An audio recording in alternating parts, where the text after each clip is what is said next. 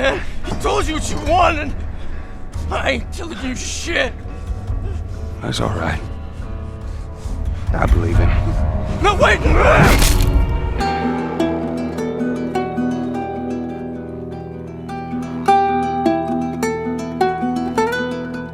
This review of The Last of Us contains minor spoilers, just through some of the gameplay that I've used, but I won't reveal any plot points, boss encounters, or anything else that might ruin your first playthrough.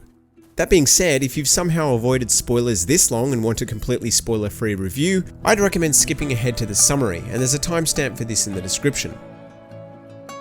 Okay, so with that out of the way, what I wanted to discuss in this video is whether or not The Last of Us is worth playing in 2020, either for the first time or as a refresher before playing part 2. Now, for a lot of people, particularly those who've already played it, the answer might seem like an obvious yes, of course it is, end of video, dumbass. But you've got to remember, The Last of Us came out on the PS3 almost 7 years ago, which by the end of 2020 will be a full console generation back. And according to the 220 odd people I recently asked, that qualifies it as retro. In 2013, The Last of Us was really pushing what was possible on the PS3. It received a visual upgrade in 2014, but the game itself was otherwise unchanged. For all intents and purposes, this is a 7th gen game, designed with the limitations of the PS3 in mind.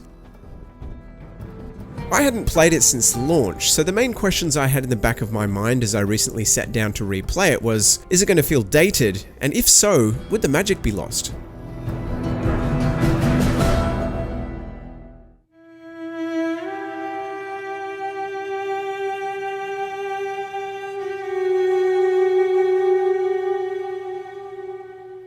At launch, The Last of Us received almost universal praise, including numerous Game of the Year awards for its phenomenal storytelling, strong characters, and of course its presentation. While it may have originally blown minds because of its crispy visuals and some of the best performances seen in a video game, even by today's standards, 7 years later this is less of a distraction, allowing us to more easily examine the rest of the game, such as the art direction, gameplay, and story. It's no secret that the story, and specifically how it was delivered through expertly crafted cutscenes and in-game dialogue, was what really set it apart from other games at the time. The Uncharted series used the same style of motion-captured performances, of course, but the subject matter was nowhere near as adult or complex. Although essentially being a game about zombies, basing the outbreak on a real infection, which thankfully only affects insects, was a clever decision. Not only does it make the story seem plausible, but given current events such as the coronavirus outbreak, it feels even more relevant today. I also found that I had a stronger personal connection to many of the characters during my recent playthrough. I became a dad in 2014, and as many parents will know, you look at the world differently after having kids. I basically tear up over everything these days, and Joel and Ellie's story hits so much harder this time around. In particular, I found Joel's character more relatable. His motives, actions, and his relationship with Ellie really resonated with me in a way they hadn't before. In fact, I think this is one of the strongest arguments for playing through it again. If you became a parent since you last played it, or maybe you're just a bit older and wiser, then chances are this will give you a different perspective. Oh, and mums and dads, if you're yet to play through it, fair warning that this will probably hit you right in the feels, although that's not to say that non-breeders won't have a similar emotional reaction. Guess what? We're shitty people, Joel. It's been that way for a long time. No, we are survivors. This is our chance. It is over, Tess!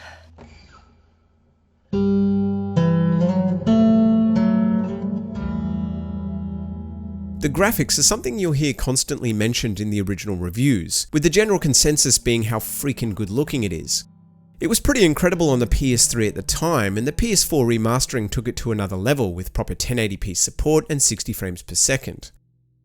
It's still an impressive game to look at now, but it's unlikely to drop jaws like it did in 2013 or 14.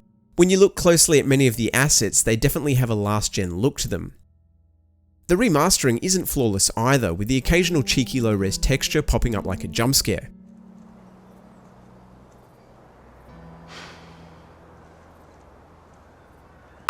To be honest though, I'm nitpicking what is otherwise still an excellent presentation overall. The graphics may not be cutting edge anymore, but it still has the power to stop you in your tracks and make you say, damn. And this is a testament to the amazing art direction and cinematography, as they really transcend the number of pixels on display. The world is so well realized, full of little details that make it feel like a lived-in place. Naughty Dog referred to this as environmental storytelling, where you get a sense of past events through the topography, and I'm surprised that more games haven't copied this technique.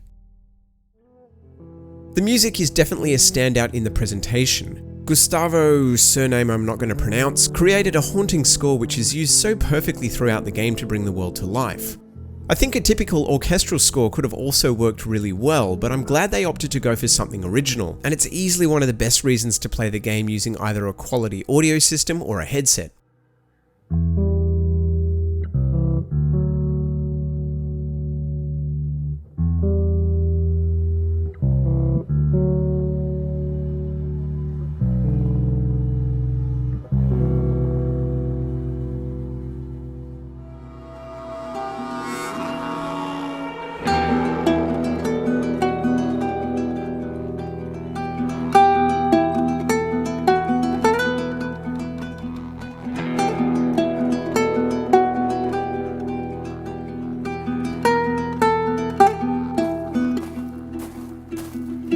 Okay, so it still looks great for the most part and the cutscenes are full of the feels, but how about the gameplay?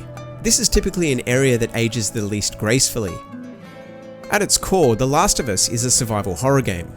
For the most part, you're underpowered and ill-equipped. You need to be smart about how you deal with threats, because even the easiest of enemies can be deadly if you let your guard down. In a lot of ways, there are many parallels to the recent Resident Evil 2 remake. You can't just run around taking out enemies with your favourite gun. Resources are limited, which heavily influences how you approach each situation. It also keeps you thinking about what's potentially coming further down the road. So even if you have an adequate arsenal for laying waste to the threat directly in front of you, if you can somehow hold on to your gear, you'll be better equipped for a potentially bigger threat later on. Just like RE2, crafting items and resource management is an essential part of the gameplay. Now, some people really don't like the crafting in this game, and I totally get that. I think if you were expecting an experience similar to the Uncharted games, then it could seem like unnecessary busywork. In survival horror games though, resource scarcity and crafting is a really effective way to raise the tension. It also adds a strategic component, which is something that the Uncharted games don't have. The crafting system is pretty straightforward, but knowing which resources you can combine and when the optimal time to craft specific items is a skill that when mastered feels so I also really like how crafting is handled in real time. This is one of the few things I found disappointing about the Resident Evil 2 remake. In that game, you're always able to take a time out from a stressful situation by bringing up your inventory. Resident Evil 7 has real-time crafting as well, and it's so much more stressful because of it, and The Last of Us is exactly the same. Needing resources to craft means that you're constantly on the lookout for anything that gives you more strategic options, but this creates a problem. You see, you're often rewarded with choice gear for heading off the beaten track, so the first thing on your mind when entering any new area is usually, okay, where are the goodies? The issue is that this often results in missing out on a scripted dialogue sequence, or one of the many optional dialogue sequences you need to actively seek out. The central gameplay loop of discovery feels like it's at odds with these scripted moments, and it can ruin what is otherwise a really cohesive experience. I think Naughty Dog was aware of this too. The Left Behind expansion and their subsequent games do a much better job at this, rewarding exploration with a dialogue sequence rather than forcing you to choose one over the other. Another part of scavenging that feels a bit last gen is the way you pick up items. Joel just kind of waves his hand casually over objects like a Jedi mind trick to magically collect them. This is a little jarring given how much thought has been put into the rest of the game's presentation, and it's impossible to unsee once you've noticed it. I understand why they've done it this way though. If Red Dead 2 proved only one thing, it's that having elaborate animations for every single action can be really fucking tedious. Just get the skin off the... just cut it off the... come on! Just off the... come on, time is money! Although not very convincing, picking up items is quick and easy. This promotes exploration even in tricky situations, providing an incentive to stay on the move. There are other reminders that you're playing an older game too. Some NPC animations are a little unnatural, Ellie often blocks your path, trapping you in confined spaces, and apparently enemies only respond to Joel. Despite standing out more than they once might have, none of these problems hold it back from being enjoyable. They do demonstrate the limitations of the hardware the game was developed for though. Combat plays a large role in the gameplay, and on the surface it seems pretty one-dimensional. Sure, you can simply hang back, memorize the basic enemy movement patterns and then take them out systematically. And if you approach things like this, then the combat definitely feels a bit dated. If you go off script though, or something goes tits up and you're forced to improvise, this is where things get interesting. So many AAA games are still very linear and heavily scripted, which really highlights how much freedom you're afforded in The Last of Us. This makes it an excellent game to replay because it's unlikely that subsequent playthroughs will be the same. Despite how well the combat, resource management and crafting work together, the game doesn't do a fantastic job at educating you how to capitalize on this. There's a basic attack combo, for example, where throwing a brick at an enemy will stun them. If successfully followed up with a quick melee attack, it puts them in the perfect position for a headshot. You could easily play through the entire game without realizing this existed, like I did. I hate hand-holding tutorials as much as anyone, but some kind of hint that would have at least put you on the path to discover this kind of stuff would have really gone a long way. Now this brings me to difficulty. The first time I played it back in 2013, I did it on normal. At the time, I figured it's basically Uncharted mixed with zombies, but in hindsight, this approach was completely wrong. On my recent playthrough, I decided to play through on hard, and regardless of if you're playing through it for the first time or playing through it again, I'd recommend doing the same or even potentially going for the higher options. Unlike Uncharted, where pumping up the difficulty just turns all the enemies into the Predator, which doesn't really add anything to the experience, playing through on the harder settings in The Last of Us really enhances the core experience. It gives you a much better sense of how fragile you are and how valuable every resource you find is. It makes the infected feel so much more intimidating too. Something as simple as mistiming a grab or melee swing can result in Joel getting a love bite he won't forget.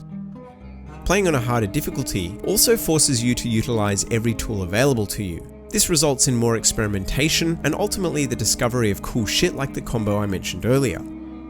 My point is that the gameplay has much more depth to it than you may realize, making it an excellent game to play through multiple times.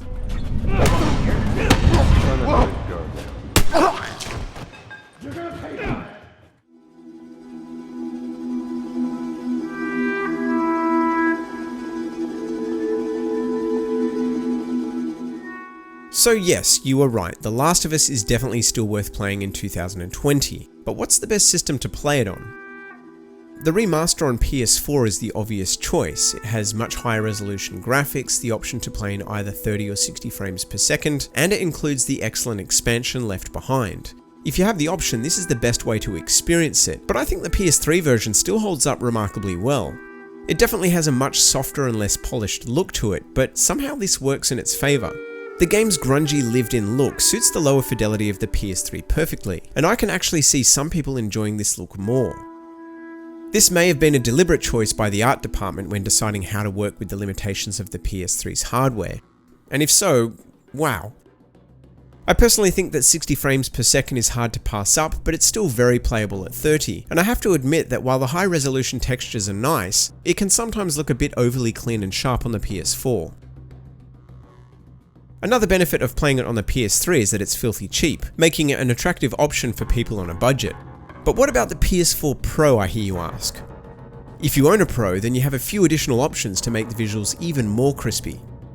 Running it at 60 frames per second provides an 1800p resolution, which is a big jump over the standard PS4's 1080p.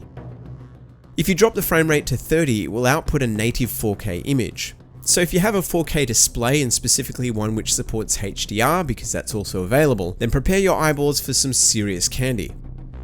You can also run it in 1080p on the Pro, so for weirdos like me who don't use their Pro with a 4K display, you can get slightly better performance than the base PS4. Basically, it's possible to get a locked 60 frames per second, whereas there are slight dips otherwise. Regardless of which way you decide to go though, the experience holds up well across all three platforms.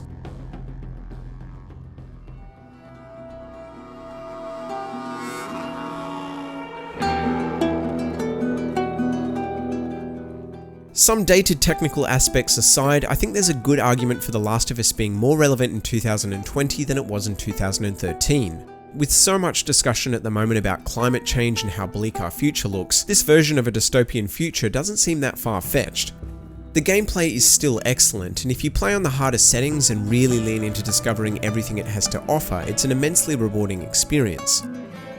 My guess is that part 2 will be a quantum leap over the first game in every way, and playing through part 1 afterwards might make it feel a bit archaic. So do yourself a favour and play the original first. Oh, and don't play the Left Behind expansion until you finish the main game. It will totally spoil parts of the story. If you've played through it recently and had the same reaction that I did, or maybe a completely different one, then I'd love to hear about it. Anyway, thanks for your time. If you like what I do, you can always comment, like, subscribe, and the bell thing too. But otherwise, bye.